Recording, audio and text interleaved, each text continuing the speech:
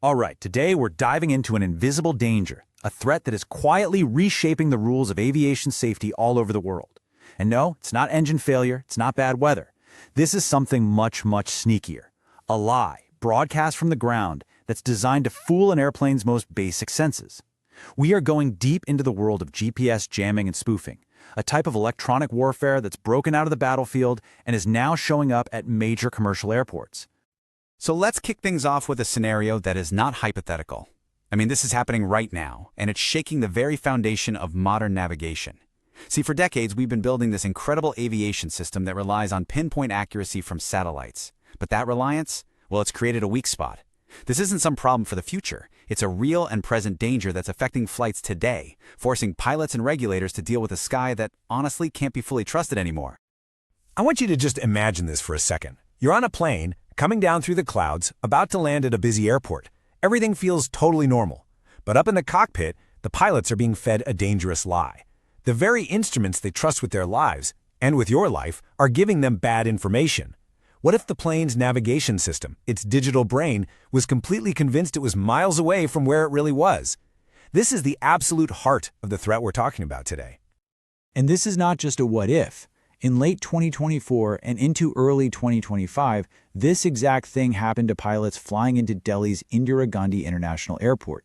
As they were lining up to land, their navigation screen suddenly and impossibly showed them miles off track. I mean, this is the textbook, terrifying signature of a serious spoofing attack. And what made it so scary is that it happened at one of the busiest airports in the world, nowhere near a recognized war zone. That Delhi incident? It wasn't a one-off. It's actually a sign of a much bigger global trend. According to the International Air Transport Association, or IATA, these kinds of events have just exploded. Reports from airlines about GPS signals being manipulated or lost completely have shot up by over 200% between 2021 and 2024. And that trend is just picking up speed. We're looking at a systemic, worldwide problem that's growing like crazy. Okay, so to really get how this is even possible, we have to break down the two main types of electronic interference. They might sound kind of similar, but in the cockpit, they mean two very, very different levels of danger. To fight this threat, you first have to know the weapons. One is like a sledgehammer, the other is like a scalpel. First off, let's be clear about the tech that's at risk here. We all say GPS, but that's really just the American system. The proper term is GNSS, which stands for Global Navigation Satellite Systems. This is a whole network that includes Europe's Galileo, Russia's GLONASS, and China's Baidu. Modern planes are totally dependent on this network for what's called A-PNT. That's position, navigation, and timing. This data runs everything from the autopilot and maps to the terrain warnings and even the timestamps for talking to air traffic control. It's the invisible infrastructure holding up the skies. So, jamming is the sledgehammer. Think of it like someone just screaming static so loud you can't hear anything else. Its whole goal is to just block the satellite signal. It's annoying, for sure, but it's also pretty easy to spot. The pilot gets a big signal loss alarm right away. The risk is, moderate, because it forces them to switch to backup systems. Spoofing, though. Spoofing is the scalpel. It's much more sinister. It's not noise. It's a very convincing lie. Instead of blocking the signal, it fakes it, trying to deceive the plane. This is incredibly hard to detect because to the plane's computer, the fake data looks totally real. That makes the risk level high because it can lead a pilot to fly with complete confidence in the wrong direction. Simply put, jamming makes you go blind, spoofing makes you believe a lie. All right, so now that we get the difference between jamming and spoofing, let's look at how this threat grew from just a regional military problem into a global crisis that's hitting civilian airports. The battlefield of the 21st century, it turns out, doesn't have clean borders, and the effects are spilling into our daily lives in ways we just never saw coming. So there are really three big reasons for this sudden surge. First, there's just a lot of geopolitical instability. Electronic warfare is a huge part of modern conflicts, with militaries using powerful jammers to mess with drones and missiles. The problem is, those signals are so strong they don't stop at the border. They bleed over into major flight paths. Second, the technology has become way too easy to get. The barrier to entry is shockingly low. You can buy simple jammers for cheap, and open-source software lets just about anyone build a pretty sophisticated spoofing device. And third, well, our own success has created a problem.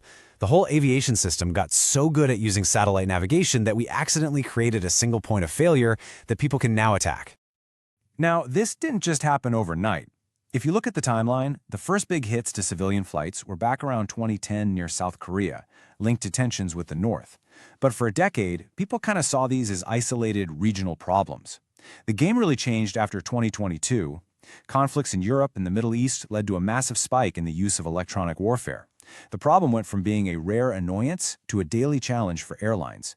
And now, in 2024 and 2025, we're in a totally new phase, where the threat has moved from the edges of war zones right into the heart of global travel.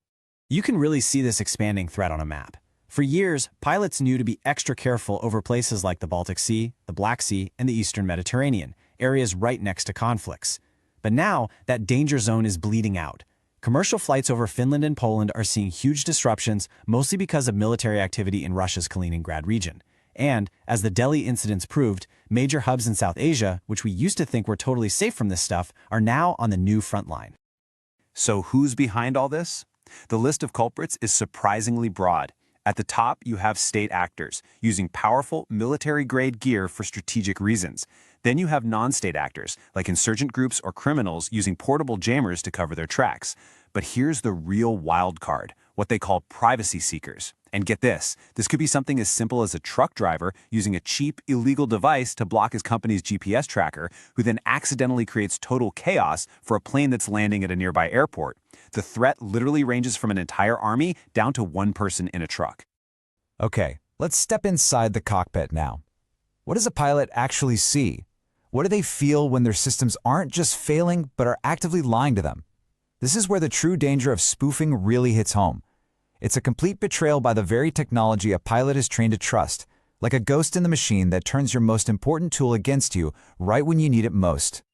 A spoofing attack is a pretty clever three-step process. First, the attacker sends out a fake signal that perfectly copies a real satellite signal, so the plane's receiver thinks it's legit. Second, the attacker slowly introduces a drift. They start feeding in tiny bits of false location data, gradually pulling the plane's calculated position off course. Because it's so slow, the plane's built-in error checkers don't even notice. And finally, they take over. They crank up the power of the fake signal until the plane's computer locks onto it completely, ignoring the real, weaker signals from space.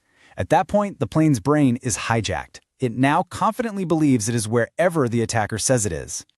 And this is exactly why spoofing is so much more dangerous than jamming. It doesn't just knock out one system. It poisons the data for a whole bunch of them, causing a cascade of failures. The navigation map might freeze, or suddenly show the plane over a totally different city. The terrain warning system could start screaming, "Pull up," because it thinks you're about to hit a mountain that isn't there. Or worse, it stays silent when you're actually in danger. Advanced systems might even display a virtual runway in the middle of a field. Even communicating with air traffic control can fail, because the system's clock, which gets its time from the satellites, is now wrong. All of the plane's most important safety systems start lying to the pilot, all at the same time. So, the threat is real, it's growing, and it is seriously complex. The obvious question is, what is the aviation world doing to fight back against this invisible enemy?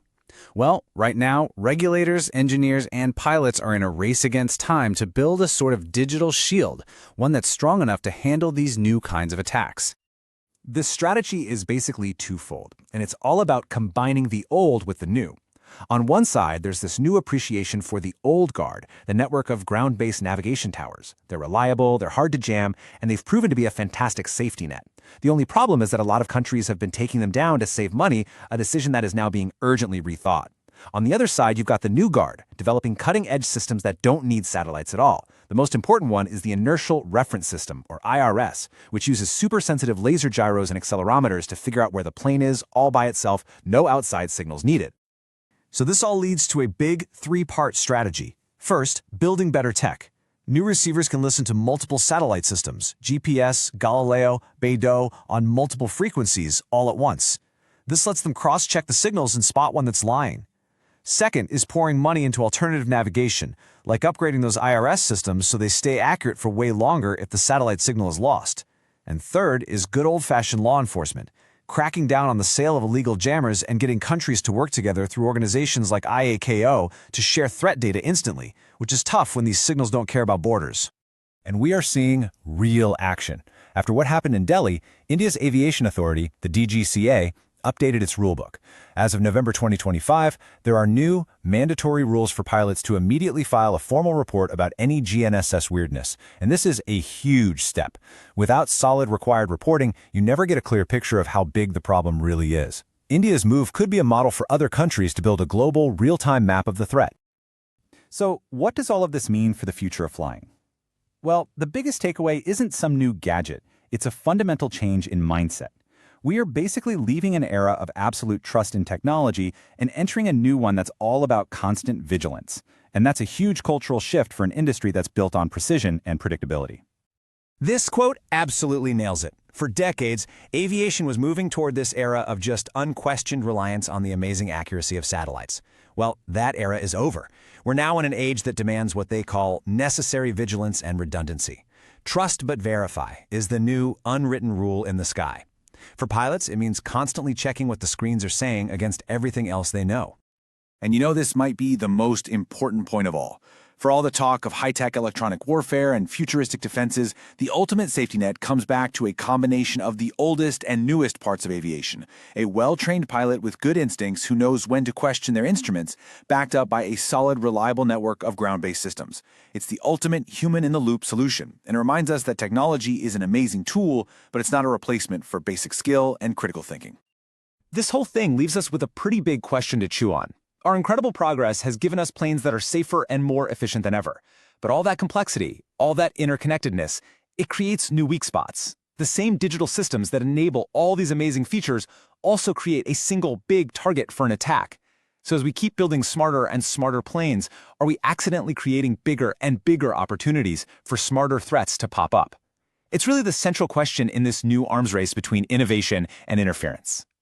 Look, this is a really complex topic, and it's changing fast. So if you want to go even deeper on the technical side of things and the global response, we've put together a whole resource pack for you over on our website. You'll find our detailed research notes, a great infographic comparing jamming and spoofing, and a quick revision mind map to help lock in all these key ideas. The link for all of that is right there in the description below. Thanks for watching.